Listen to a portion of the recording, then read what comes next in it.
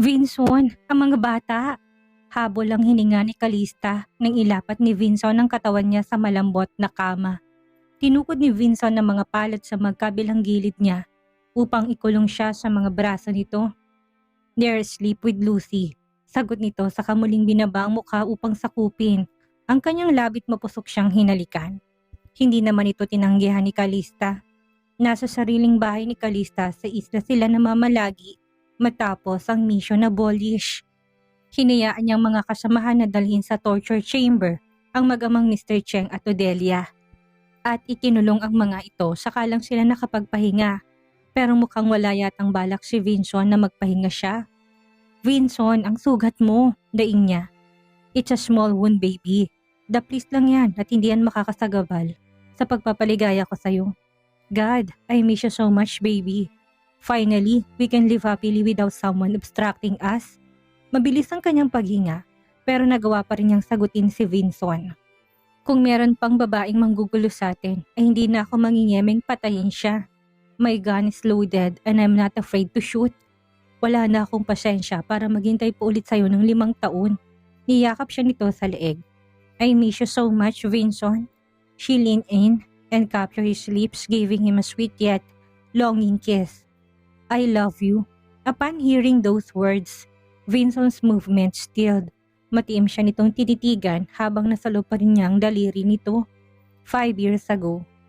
"I would never have thought that I would ever hear those words from you again." Pero sino mag-aakala na ngayon na ikaw mismo unang magsasabi niya sa akin? "I love you, Calista. I love you so much."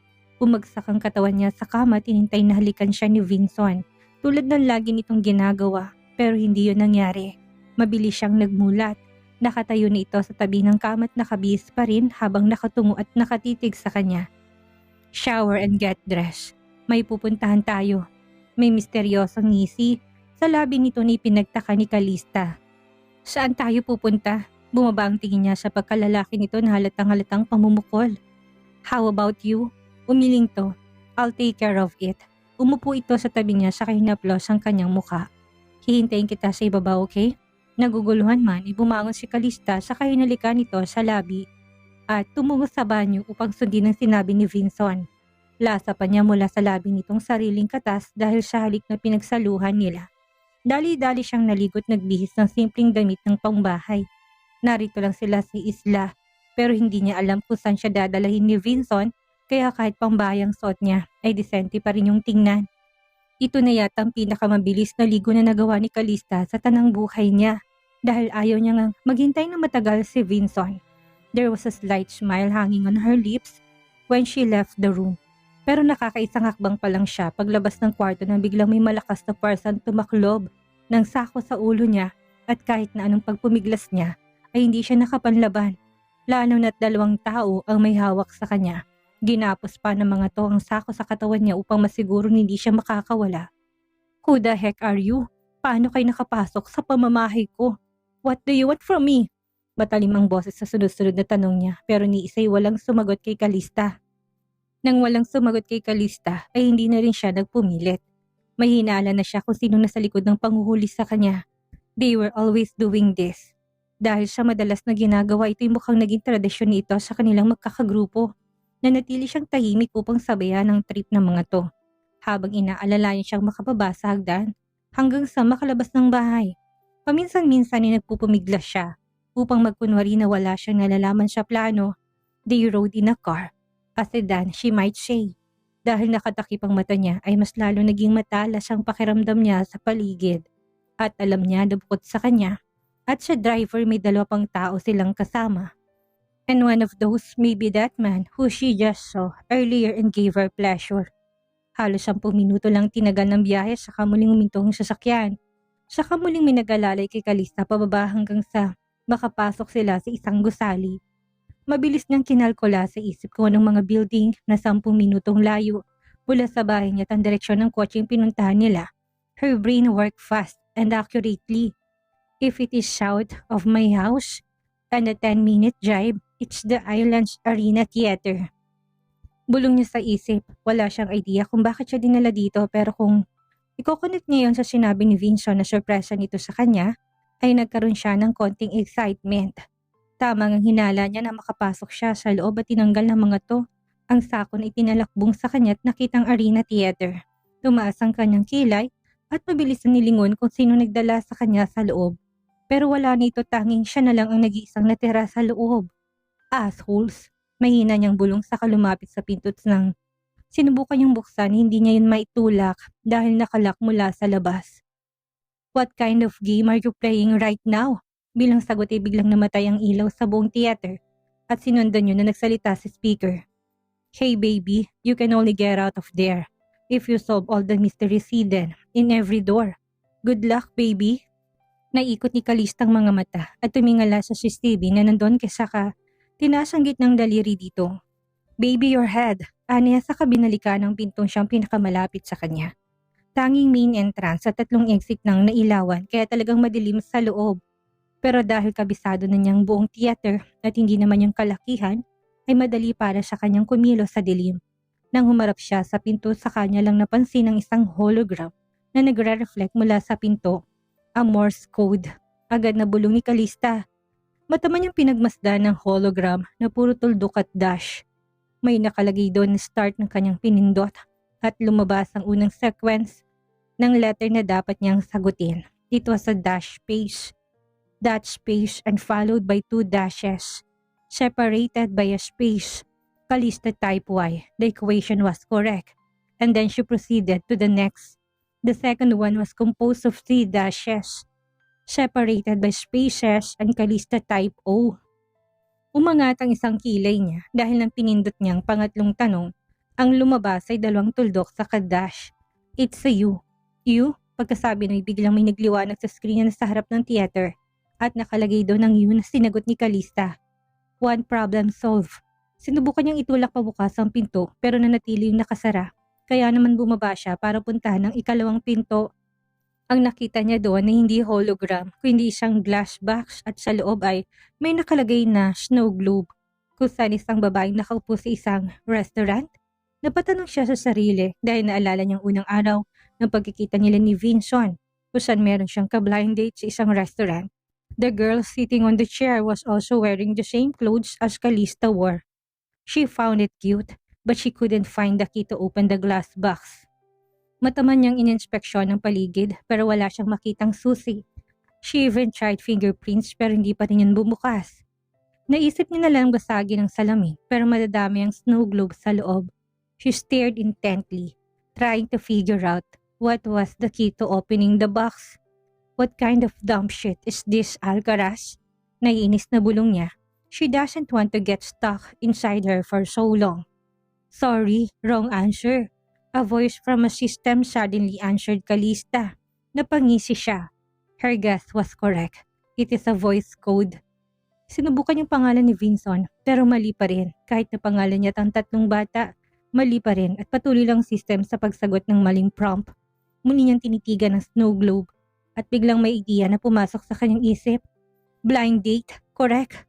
Muli na naman niyang naikot ang mga mata saka sinubukang hilayin ng tila maliit na pinto ng glass box. At hindi siya nabigo dahil bumukas yun. Agad niya nakinuha ang snow globe at kasunod nun ay muling umilaw ang screen sa gitna ng theater. Pero sa pagkakataong ito ay question mark. Letrang I at A lang lumabas pero scattered yon. Kaya hindi pa rin mabuo ni Calista kung anong words ang mabubuo sa screen.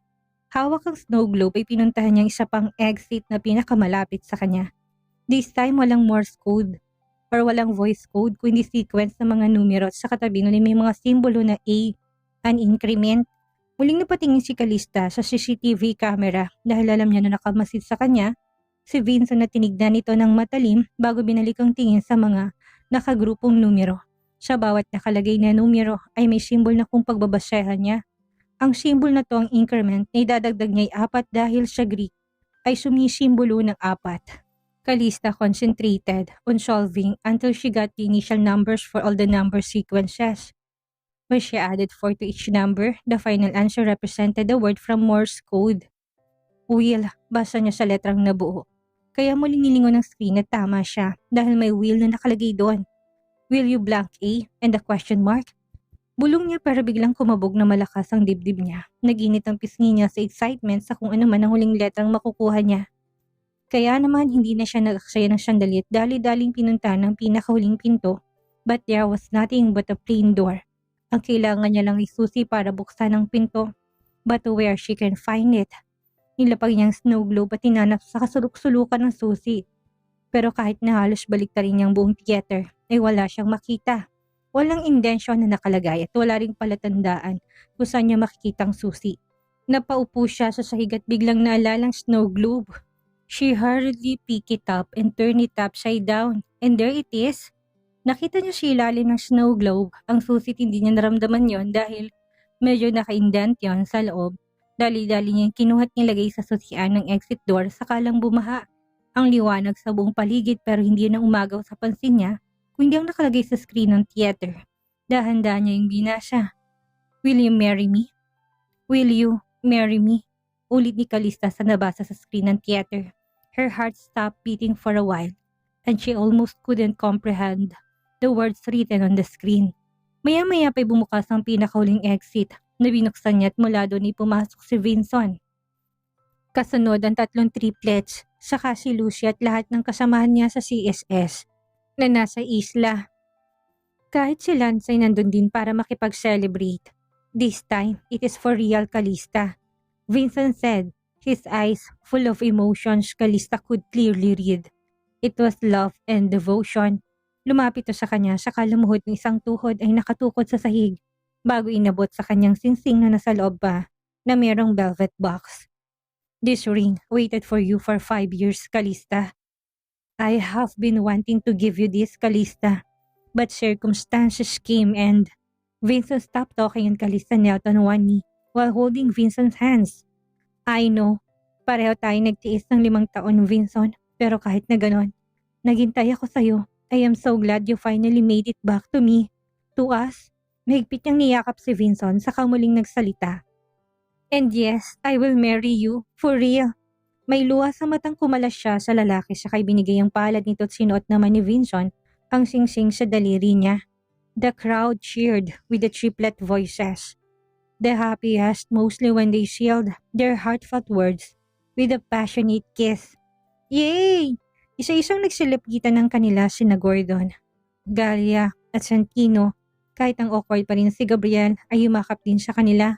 Ang mga kasama niya sa CSS naman ay nagsigawan din at hindi pa nagpahuli si Caleb at Marks na nagbukas pa ng champagne at binuhos kay Vincent. Mabuti na lang at nakalayo ito sa 4 na bata kaya hindi nadamay ang mga to. Maraming salamat. This guy owes me big time already for making me wait for so long. Biro ni Calista sabay turo kay Vincent. Is that right? Nakangisi namang tanong ni Hervey at hindi nagustuhan ni Calista yon. Dahil alam niya na may iba itong balak lalo na't nagkatinginan to't si Diego. Hindi nga siya nagkamali dahil bigla na nga lang itong binuhat si Vincent.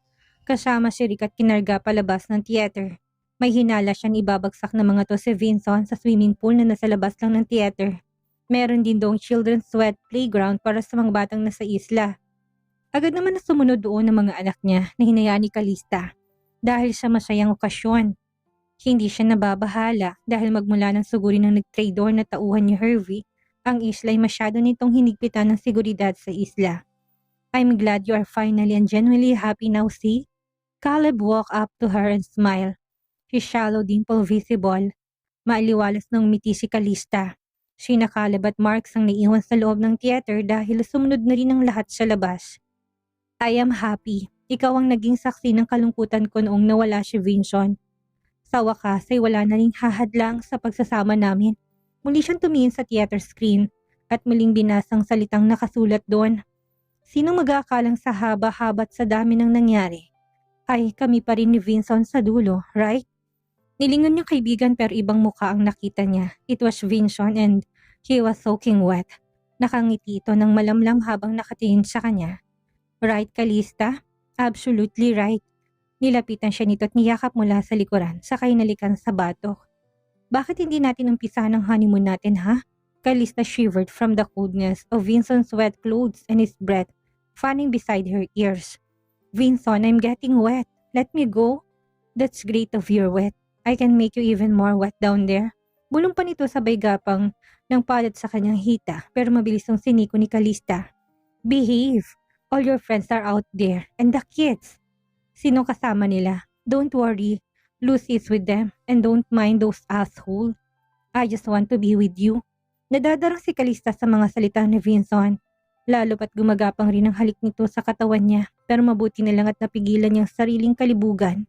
Dahil baka hindi na sila makabalik ni Vincent sa bahay niya at sa loob mismo ng theater ay magtatalik sila. Sandali, Vincent. Tinulak niya ito at sa wakas sumunod naman siya ka. Inaya ng lumabas kahit papuno ng pagkadisgusto ang mukha nito dahil hindi niya napagbigyan.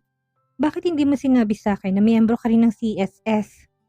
Tumigil sila sa paglalakad na nasa labas na sila ng theater pero hindi sila sa children's playground pumunta. Pamilyar kay Calistang daan na tinatahak nila pero hindi niya mawari kung bakit siya dito dinala ni Vincent. You didn't tell me that you are a member of CSS too. Biro na sagot sa kanya ni Vincent. Ginaya siya nito palabas ng shortcut na daanan at bumungad sa kanila. Ang isang malit na bungalow na sa tuwing nakikita ni Calista, kapag nadadaanan niya naiisip niyang abandonado dahil walang may-ari. Kung hindi mo alam ay meron din akong bahay dito. Nilingon niya si Vincent sa huminto sa paglalakad. And here I thought this house was abandoned. Sino mag-aakala na ikaw palang nagmamay-ari nito? I left. No, I betrayed them and didn't come back. Kaya pati itong bahay na pabayaan. Hinawakan niya ito sa braso at mahinang pinisin. You didn't. Ginawa mo lang akala mong tama. At least ngayon ay alam na nila kung anong totoong nangyari. Hindi sumagot si Vincent pero mahigpit lang siya nitong niyakap saka giniya papasok sa loob ng bahay. Kahit na walang nakatira doon ay nabuksan pa rin niyang pinto dahil sa electronic lock yun at meron kinalaga si Hervin na mag-asikaso ng bahay ng lalaki. Pagkapasok nila sa loob ay kagad siyang kinilmos ni Vincent ng halik. Habang ang katawan niya nakasandal sa likod ng pinto, hindi rin ito nagsayang ng sandali dahil doon pa lang sa pinto ay inangkinan nitong katawan niya. Matapos ang selebrasyon sa isla ay bumalik na ng Manila si Calista, kasama si Vincent pati ng mga bata. Hanggang ngayon hindi pa rin makapaniwala si Lucy na kasama na nila si Vincent, kaya halos ayaw nitong mapahiwalay sa kapatid. Kahit ang 4 na bata ay ayaw ring umalis sa tabi ng ama nila. Buong sandali excited ang mga to at halos ayaw maubusan ng sasabihin. Lalo na si Nagalia at Santino na ni minsan hindi pa nakasama si Vincent. Si Gabriel lang ang laging nasa tabi ni Calista dahil itong matagal nang napawalay sa kanya. Bagamat nakakasama na niya na ito kahit na sandali, ay mas gusto nito na siya laging kasama kahit nung makarating na sila sa mansyon ni Vincent. Vincent, apo! Sinalubong sila ng malawak ng ngiti na may kasamang hagulhol ng lola at lolo ni Vincent. Kagad na lumapit ang mga to kay Vincent at mahigpit na yumakap. Kahit ng mga katulong na nagmamasid sa tabi hindi rin maikakailang tuwa sa mukha dahil siya nagbabalik ni Vincent. Vincent, saka ba nagtago nitong 5 taon? Ang tagal ka naming hinintay na bumalik. May pagtatampo sa boses ni Lola Rhea nang kumalas ito sa lalaki. Upang bigyan ng momentong maglola ay iniwan to ni Calista. At nauna siyang umakyat sa kwarto nila kasama si Galia.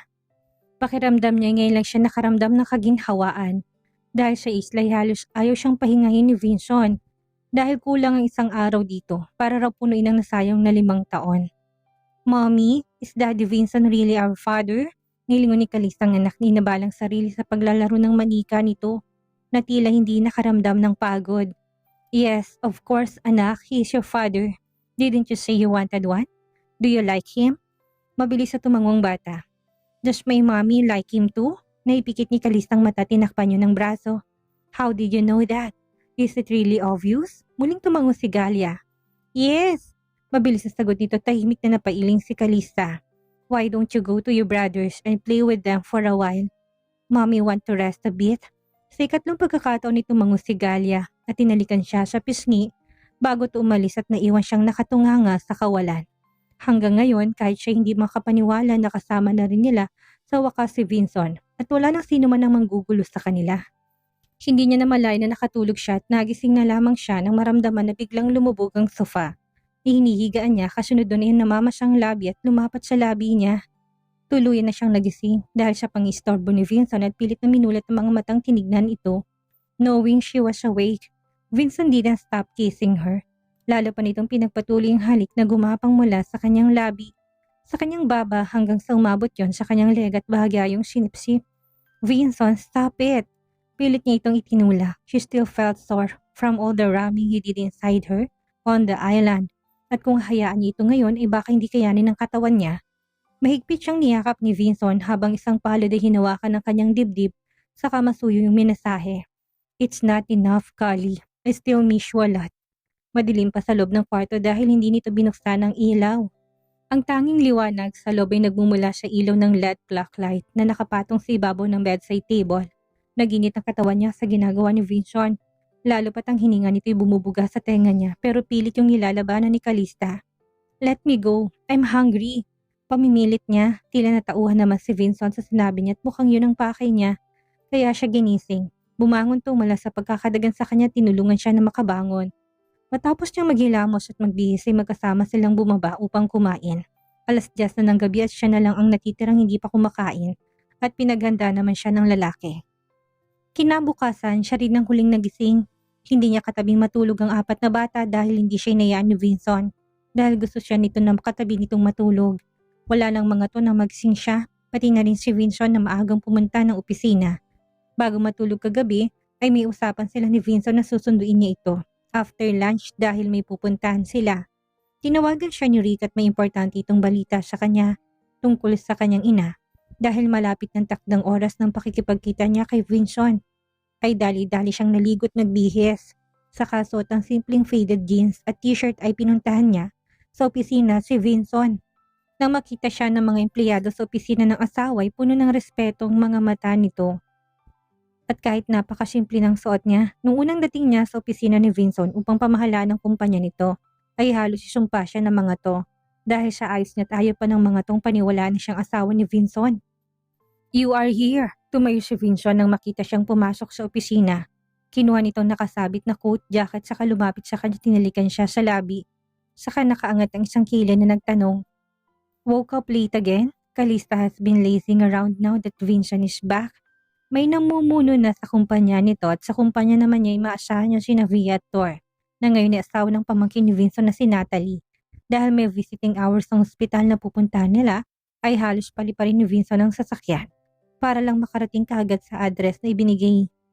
Nang makarating nga doon ay halos ayaw namang pumasok ni Calista. Hindi niya alam kung bakit ospital ang pupuntahan nila at kung bakit nandito ang kanyang tunay na ina. When they arrived at the ward, where her mother was warded, she received a message from Jerome that her father was also at the same hospital because he tried to kill himself. Hindi yun pinansin ni Calista. Sa pagkakataong ito, ay mas gugustuhin niya na makita ang kanyang ina na matagal niya nang hinahanap. Go in, nandito lang ako at handang sumuporta. Vincent urged her when she was hesitating for a full minute outside the door.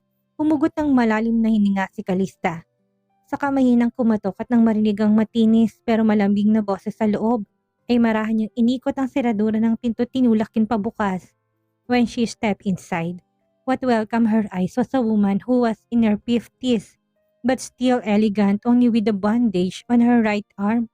Nilingon siya ng ginang at nagtagpo ang kanilang mga mata. Calista was not mistaken. This is his mother.